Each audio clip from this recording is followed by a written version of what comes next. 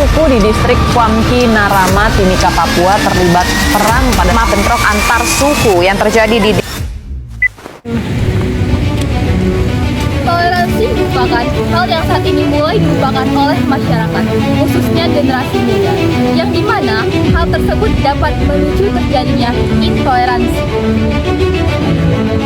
Menurut data statistik pada tahun 2023, terdapat 65 kasus tentang gangguan tempat ibadah, baik berupa penguncian, penutupan, hingga pengeboman. Hal ini yang menjadi urgensi kami dalam menetapkan gangguan tempat ibadah sebagai salah satu studi kasus kami dalam proyek ini.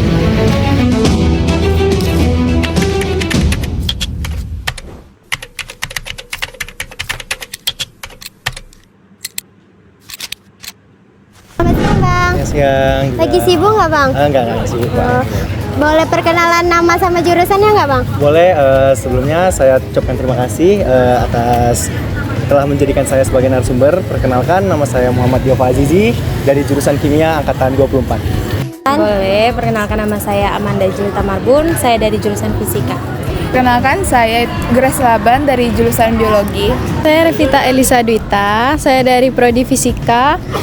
Perkenalkan, nama saya Lutfi Hadi, biasa dipanggil Lutfi, dari jurusan Sistem Informasi Angkatan 2024. Aku dari jurusan Matematika, Prodi Matematika juga, dari Matem A.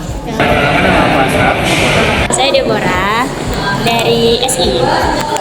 Perkenalkan, nama saya Dion Suben dari jurusan Ilmu Komputer. Perkenalkan, nama saya Muhammad Siti Marja dari jurusan Matematika, Prodi Statistika. Perkenalkan, nama saya Prata Aini dari Stat B. Nama saya Kusana Visa, saya dari Prodi Biologi, Universitas Riau. Sebelumnya izin, nama saya adalah Mukni Mayalti dari jurusan Matematika, kelas A.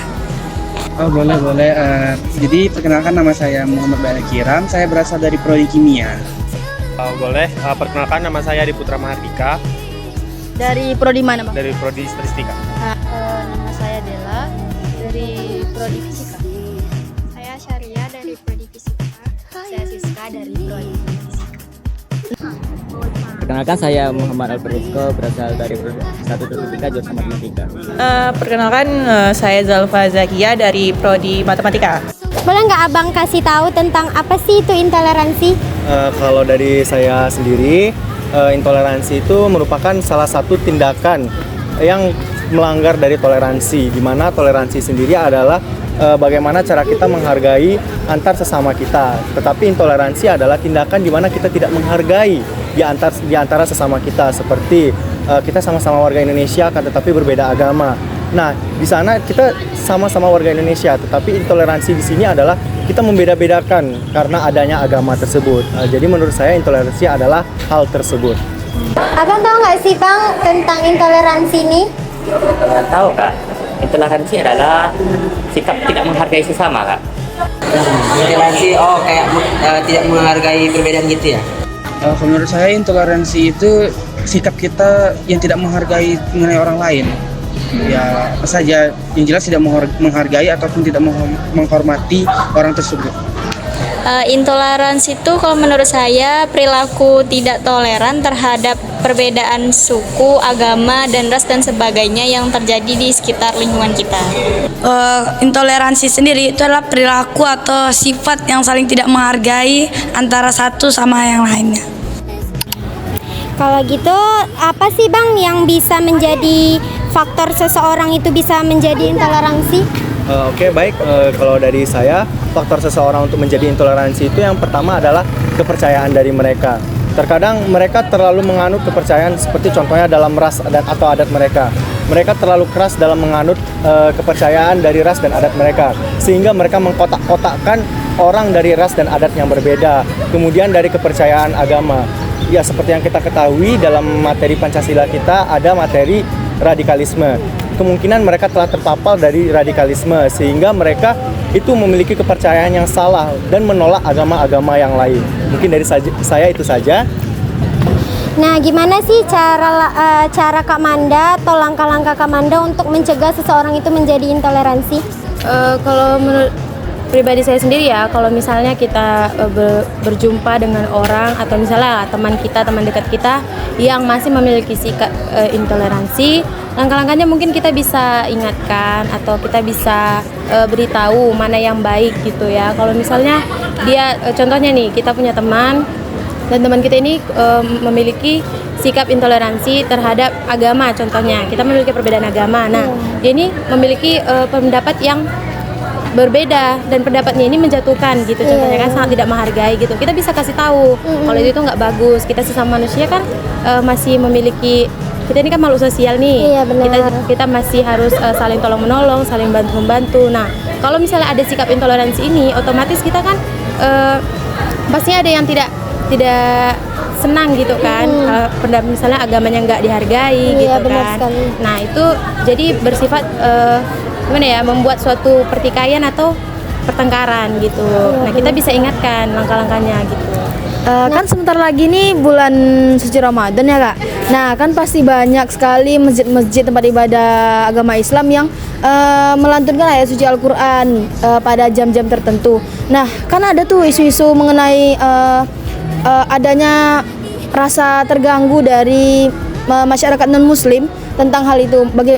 Pendapat Kakak bagaimana? Kalau pendapat saya sih santai aja ya, karena kan bulan suci Ramadan itu bulannya mereka, bulannya orang Islam, di mana itu termasuk kebebasan mereka. Nah, kalau menurut saya menanggapinya biasa aja, karena saya memberikan kebebasan kepada saudara muslim untuk memberikan mereka ruang tersendiri untuk merayakan ibadah puasa mereka, seperti itu.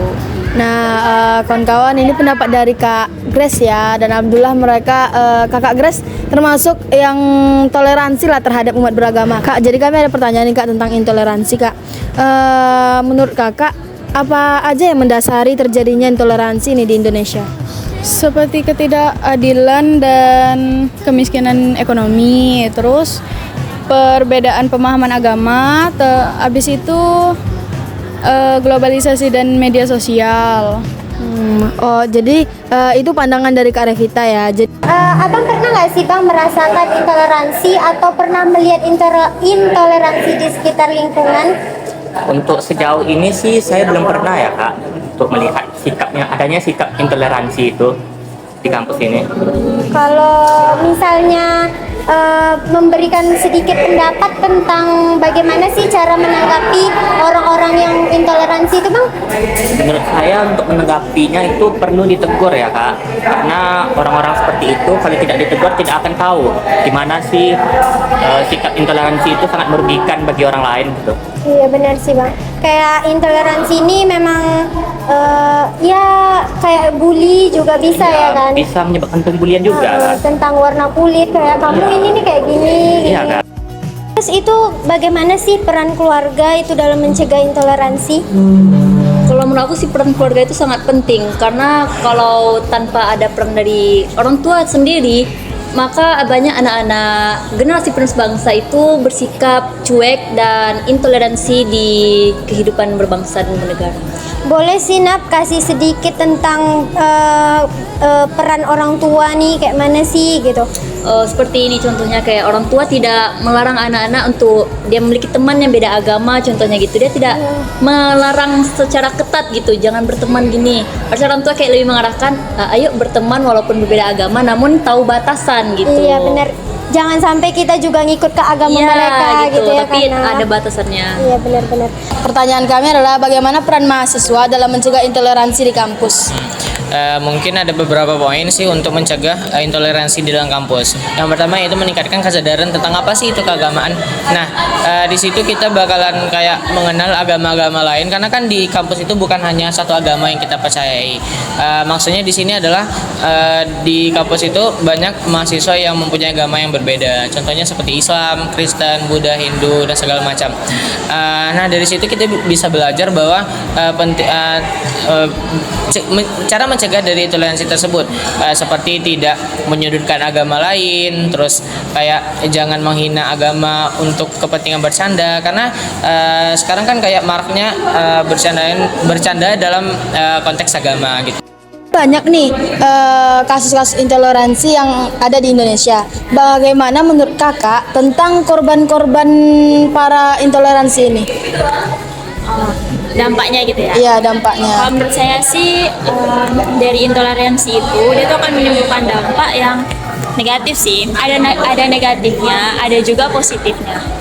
Kalau dari positifnya itu karena dia udah ngerasain intoleransi, pasti dia nggak akan mau orang lain ngerasain lagi. Otomatis dia akan mengembangkan toleransi. Itu salah satu positifnya. Tapi kalau negatifnya, dia tuh bakalan bisa jadi dia kena psikologisnya. Habis itu dia bisa jadi orang yang temperamen juga. Bisa jadi dia bakalan minder, atau lebih parahnya lagi, dampak dari intoleransi itu dia akan balas dendam ke orang lain. Karena dia merasa dulu aku diginiin, jadi sekarang kesempatanku lagi nih.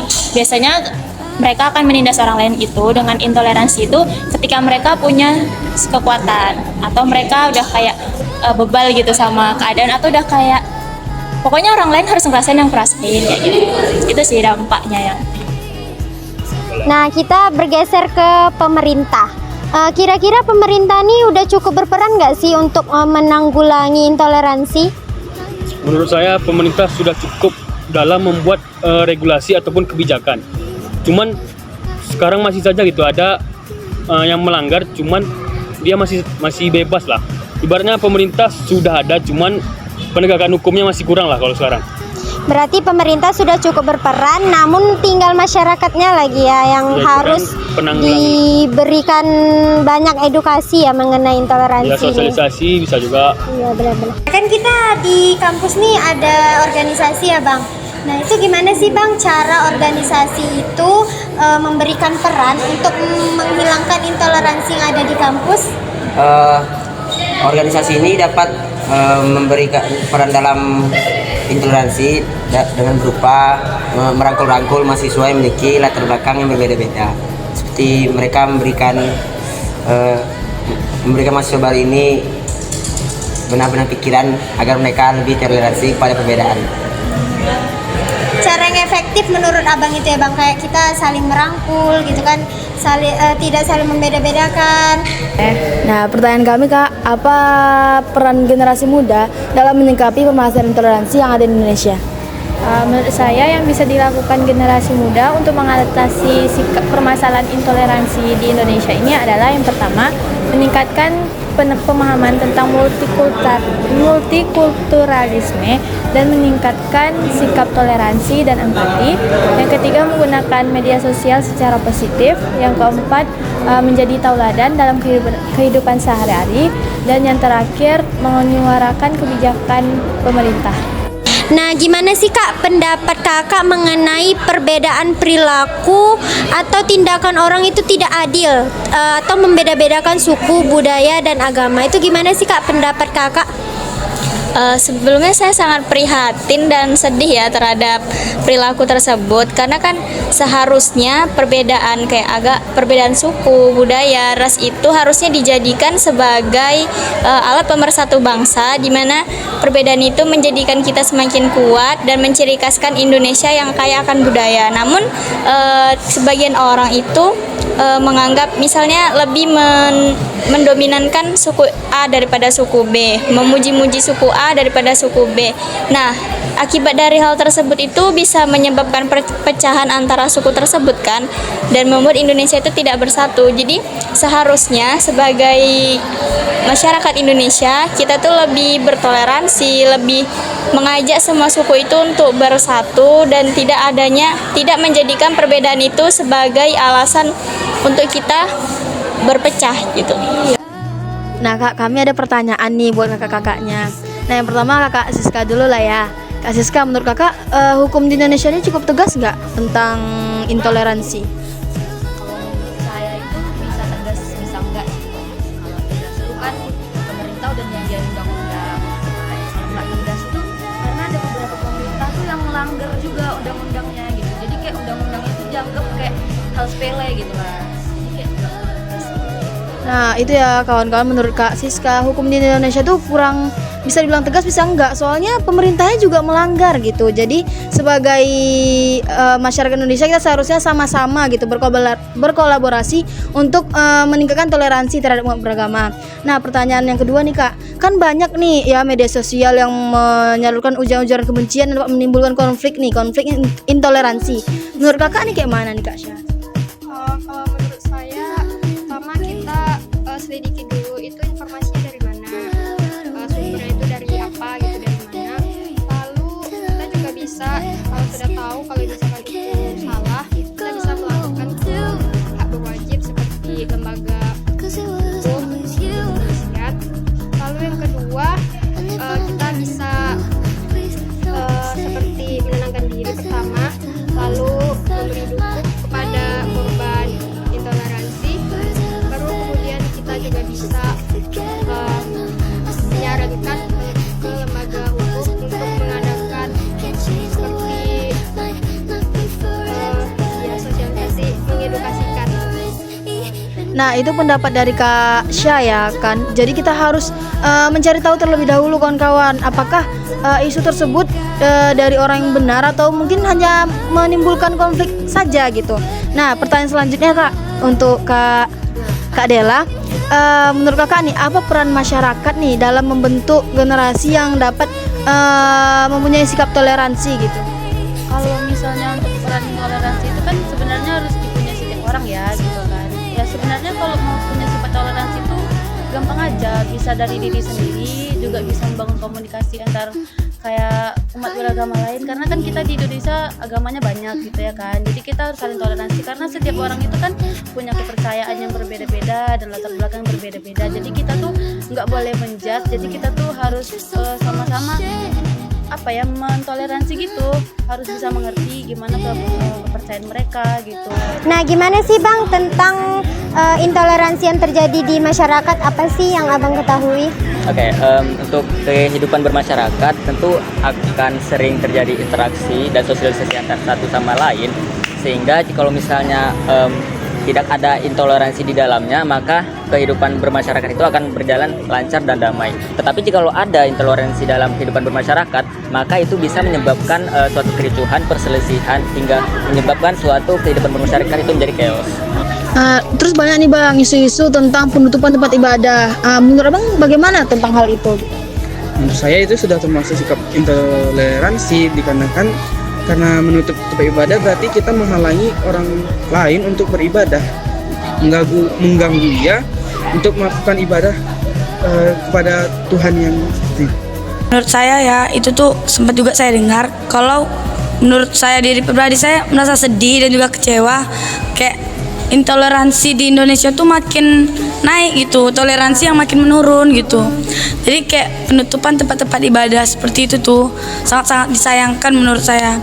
Kalau bisa kita sebagai manusia ataupun sebagai rakyat, sebagai masyarakat dapat menimbulkan kembali tuh sifat toleransi kita untuk mengurangi intoleransi sebelum dimulai dari kesadaran diri kita sendiri. Iya, berarti kita nih harus lebih sadar akan bentuk-bentuk intoleransi ya Kak. Iya. Berarti itu dari dalam diri kita sendiri, itu yang terpenting ya kan Kak? Kalau bisa ya dari dalam diri itu kan ada tuh di sekolah-sekolah tuh ada pembentukan karakter namanya kan, dengan Pancasila tuh ada mata kuliahnya misalnya. Terus mungkin mata pelajarannya PPKN ya kalau nggak salah. Nah itu tuh kan ada tuh sekarang pembentukan karakter, maunya itu lebih dikuatkan lagi kepada mahasiswa dan juga siswa-siswa yang ada di Indonesia gitu. Iya benar. Kalau hal itu sih menurut saya sudah sangat fatal, seharusnya nggak boleh sama sekali ya. Karena kayak bayangin lah ketika si mereka ini tempat ibadah mereka ditutup itu dengan orang yang mayoritas, gimana sikap mereka yang sebagai minoritas itu. Yang pertama itu. Yang kedua kayak bagaimana sih perasaan manusiawi mereka dan bagaimana cara mereka menyikapi Pancasila mereka dalam diri mereka. Kalau itu menurut saya sih salah, soalnya kan tiap manusia atau orang yang ada di Indonesia ini kan berhak, ada hak dan kewajiban untuk ibadah, baik itu di tempat lingkungan maupun dimanapun gitu.